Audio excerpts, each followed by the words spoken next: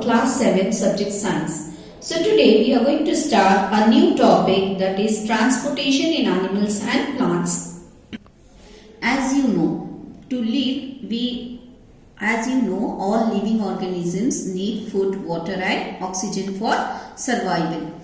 Now these oxygen and these food particles has to be transported to all parts of our body. Yes or no? They need to transport all these various parts of their body. Animals need to transport waste to parts from where they can be removed. Means once we eat, it has to be moved to all parts of the body. Again, the waste from all parts of the body has to be removed. That we have learned. Now, how is this process going on in our body? That we are going to learn. They function to transport substances and together form the circulatory system. So, this transporting of food substance and waste substance in our body is known as, and together form the circulatory system. In this chapter, we are going to learn the transport of substance in animals and plants. What happens when you get a cut on your body? Yes, what happens when you fall, when you get a cut? Blood flows out. Yes or no? The blood will flow out. But what is blood? What is blood? Blood is a fluid which flows in the blood vessels. As you can see the picture, that is the picture of blood. So in the blood we have oxygen, carbon dioxide and all. It transports substance like digested food from the small intestine to other parts of the body. It carries oxygen from the lungs to the cell of the body. It also transports waste from removal from the body. For removal means who is transporting? That is the blood. Blood flows throughout our body, no? So in the body the blood will carry oxygen and food particles, that is the digested food innates from intestine to all the parts of the body. Blood is composed of a fluid called plasma, in which different types of cells are suspended. What do we have? Blood consists of blood cells floating a fluid called plasma. One type of the cell are red blood cells. Blood contains three parts. Okay, blood cells have three main parts. That is red blood cells RBCs, then white blood cells WBCs and platelets. So further we are going to learn one after the other now. So here you can see the picture of RBCs. That is RBC transport oxygen to different parts of the body, which contains a red pigment called hemoglobin. This is the picture of hemoglobin which the blood contains. Okay, hemoglobin binds the oxygen and transport it to all the parts of the body and ultimately to all the cells. It will be difficult to provide oxygen efficiently to all the cells of the body without hemoglobin. The presence of hemoglobin makes blood appear red. Okay, with this presence only the blood will look which color? That is the red color. What does the hemoglobin does? Hemoglobin binds with oxygen and transport it to all parts of the body.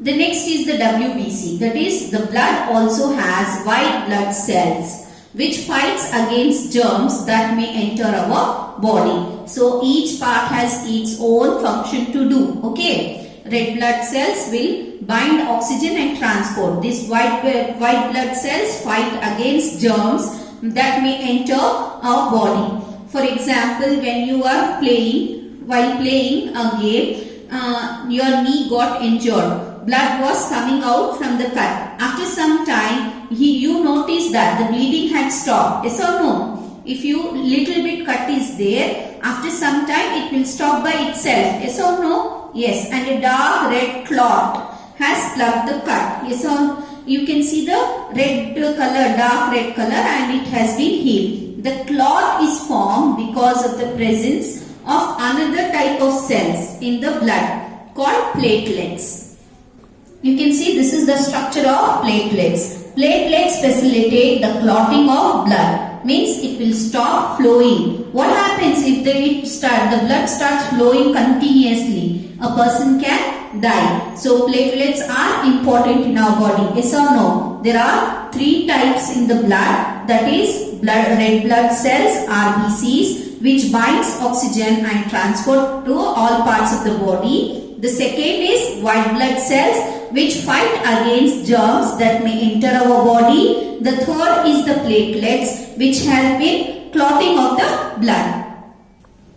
There are different types of blood vessels in the body. You know that during inhalation means taking in oxygen, a fresh supply of oxygen fills the lungs. Oxygen has to be transported to the rest of the body. Also, the blood picks up the waste materials including carbon dioxide from the cell. This blood has to go back to the heart for transport to the lungs for removal of carbon dioxide. As you have learned in your lower classes that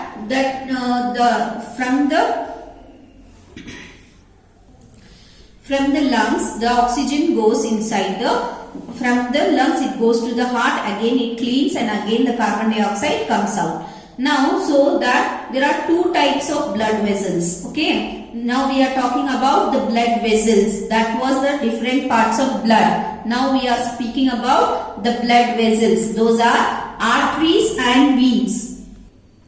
Blood contains 3 parts, that is different. Now this blood vessels contains 3 types, that is arteries, veins and capillaries. What it is? Arteries, veins and capillaries. Now what are arteries? Arteries carry oxygen rich blood from the heart to all parts of the body. Since the blood flow is rapid and at high pressure, the arteries have thick elastic walls. So you can see here in the picture, these are the red color which are carrying blood known as arteries. Let us do one activity, small activity. How can we feel whether it is moving or no? Place a middle and the index finger, your right hand on the inner side of your left wrist. As you can see in the picture, how we have shown. Can you feel some throbbing movements? Why do you think there is a throbbing? This throbbing is called the pulse. You can hear some noise, means you can feel, right, something is vibrating inside your hand. That vibration is nothing but the pulse, and it is due to the blood flowing in the arteries. Okay, that flow, that beat, that vibration is because of the blood flow in the arteries. Count the number of beats in 1 minute. Okay, just keep your fingers how it is shown, and then you start counting the pulses, that is how many times it starts pumping. How many pulse beats could you count? The number of beats per minute is called the pulse rate. Okay, that vibration is known as pulse. In 1 minute, how many times it vibrates? That is known as pulse rate. A resting person usually has a pulse rate between 72 and 80 beats per minute. Okay. Resting person means who is sitting or sleeping, how much it will be? Commonly it will be 72 to 80 beats per minute. If you are running, what happens? When you run, it will be very fast. Okay, as you are walking, it will be little more. When you are running, it will be more fast. Find other places in your body where you can feel the pulse. Now, not only in your hand, you can feel some other places also. You just note down where you can feel your pulses. So here, the next we can see the veins. Veins carry deoxygenated blood from different parts of the body to the heart. Veins are the vessels which carry what? Carbon dioxide, rich blood from all parts of the body back to the heart. The veins have thin walls. There are walls present in veins which allow blood to flow only towards the heart. Okay, it goes only towards the heart. The next is the capillaries.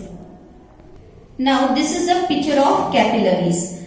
On reaching the tissue, they divide further into extremely thin tubes called capillaries. The capillaries join to form veins which empty into the heart. whatever they are carrying, it will flow to the heart. Okay, these are capillaries. Now there are three parts I said you, that is blood vessels are of three types, that is arteries, veins and capillaries. In this picture you can see the red color, the red colors is arteries, the blue ones red color which are carrying the oxygen is in red color, those are arteries. The blue color ones are the capillaries. Okay, blue which are passing here are the veins which will carry carbon dioxide to all parts of the body. Then comes the capillaries which are attached here, which is going inside to the heart, and it will be given all the veins which are emptied into the heart are known as capillaries.